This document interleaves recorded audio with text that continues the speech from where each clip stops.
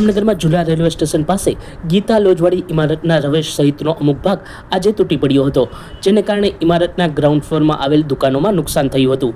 ઘટના પછી એસ્ટેટ શાખા, ફાયર શાખા સહિતની ટુકડીઓ દોડી આવી હતી અને જોખમી ભાગ દૂર કરી ઇમારતને સેફ સ્ટેજ પર લઈ જવામાં આવી હતી. ઉલ્લેખનીય છે કે આ ઇમારત એક સમયમાં નગરની ભવ્ય ઇમારતોમાં સ્થાન પામતી હતી અને આગવી ખ્યાતિ ધરાવતી હતી. ત્યારે આજે જર્જરિત થઈ ગયેલ આ ઇમારતનો અકસ્માત નિહાળી ઘણા વડીલોને તેની ભવ્યતાની યાદ તાજી થઈ હોવાની સાથે સમયના પ્રતાપની પણ ચર્ચા ચાલી છે.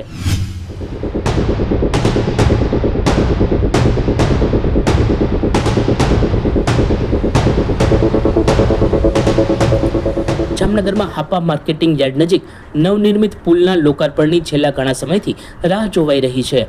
રોજ સેંકડો લોકોને ઉપયોગી થાય એવા આ પુલના લોકાર્પણમાં કેમ વિલંબ થઈ રહ્યો છે એ રહસ્ય છે. આજે કોંગ્રેસ દ્વારા ચામીકોના વિપક્ષી નેતા ધવલભાઈ નંદાની આગેવાનીમાં આ પુલનું બિનસત્તાવાર લોકાર્પણ કરી અનોખો વિરોધ દર્શાવવામાં આવ્યો હતો. એક બાળકીના હસ્તે રિબિન કટ કરી પુલ આડેના બેરિકેડ હટાવી લેવામાં આવ્યા હતા. જોકે થોડી જ વારમાં પોલીસ દોડી આવી હતી અને ફરીથી રસ્તો બંધ કરી દેવાયો હતો. આમ હવે આ પુલનું બીજી વખત લોકાર્પણ થશે, કારણ કે એક વખત તો બિનસત્તાવાર રીતે લોકાર્પણ થઈ ગયું છે. આજરોજ અમે કોંગ્રેસ પરિવાર દ્વારા જામનગરમાં આવેલો હાપા ઓવરબ્રિજ જે 1.5-2 મહિના થયા સંપૂર્ણ તૈયાર થઈ ગયો છે, છતાં પણ તેના ભાજપના આકાઓને ખુશ કરવા માટે તેનું લોકાર્પણ કરવામાં નથી આવેલું. અગાઉ મેં પોતે પ્રિન્ટ મીડિયામાં પણ કીધું હતું કે જો આટલા દિવસમાં આ બ્રિજનું લોકાર્પણ કરવામાં નહીં આવે તો અમે કોંગ્રેસ પરિવાર દ્વારા પ્રજાને સાથે રાખીને બ્રિજનું લોકાર્પણ કરશું. મારા સાથી સભ્યોએ પણ લેખિતમાં કમિશનર સાહેબને જાણ કરેલી છે કે બ્રિજ કમ્પ્લીટ છે તો શું કામ નહીં.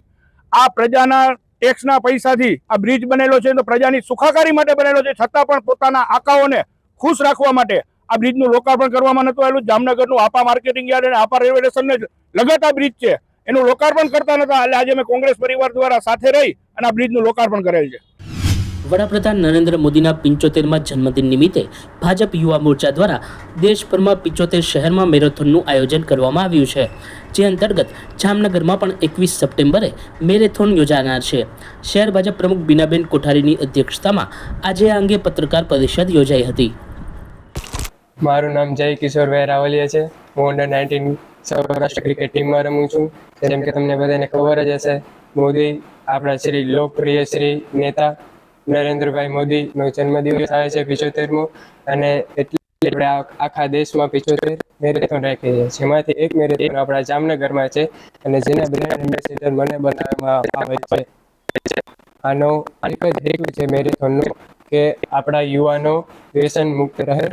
અમે આ મેરેથોનમાં ભાગ લેશું અને તમે બધાએ ભાગ લ્યો એવું અમે ઈચ્છીએ. મારું નામ જીલ નિતેશભાઈ મકવાણા છે. જામનગર મહાનગર યુવા મોરચા દ્વારા મને આમંત્રિત કરવામાં આવી છે.